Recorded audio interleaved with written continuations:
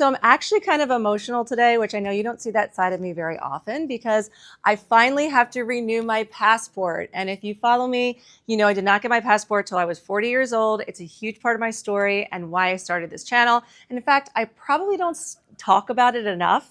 So if you do want to hear more about that story, just put a comment in the comment section below. But I'm at the Women in Travel Summit, which is here in Tennessee, Chattanooga with YouTube.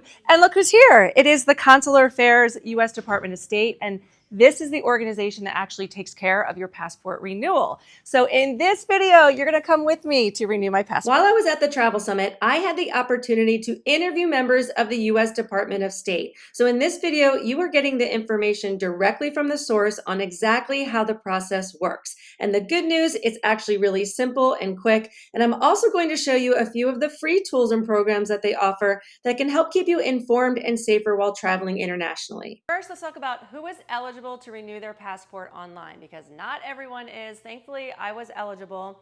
Number one, you have to be at least 25 years old.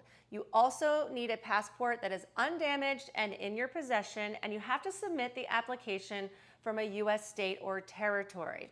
Now, this one gets a little tricky because your passport must also have originally been issued for 10 years, and it has to be expiring within the next year, or it must have expired less than 5 years ago. So if your passport still has more than 1 year left before it expires, then you need to use a different way to renew it. You also cannot be changing any of your personal information like your name or gender. And this one is a big one. You cannot be traveling internationally within 6 weeks, because once you submit the application, your current passport is no longer valid. And that's really how long the process takes, around 4 to 6 weeks to get your new passport. Okay, next, how much does it cost to renew your passport?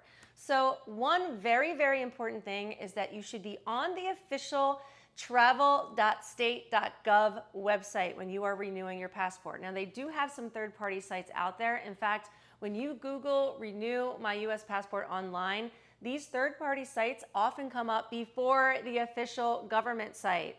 So you just want to make sure you are on that official site, because otherwise you're going to be paying a lot more, and there's really no need for a third party to do this. It's very, very easy to do it yourself online. So right now, as of 2026, it's $130 to renew your passport, and if you want your passport book and if you want a passport card, it is $30. So obviously then it's $160 for both.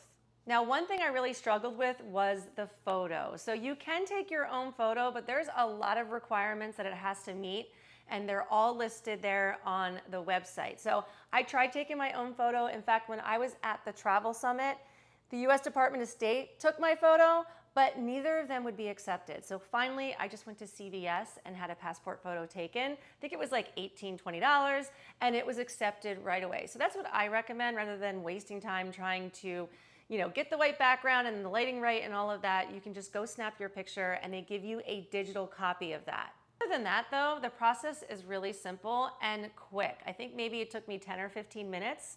You just answer a series of questions, you upload your photo, and then they pretty much tell you instantly whether or not you're approved to renew your passport online. Again, from there, your original passport is no longer valid, and now you're just waiting for your new passport to come in.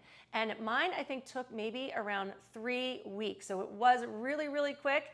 And I was excited because I'm getting ready to take a trip to Mexico next month. So I wanted to make sure I had it in time. So if you need your passport sooner than 6 weeks, you're going to have to follow a whole different process. The other great thing is you get to keep your old passport. So you don't have to mail it in, which I was pleasantly surprised just to have it as a keepsake, because it has all the stamps of the places that I've been.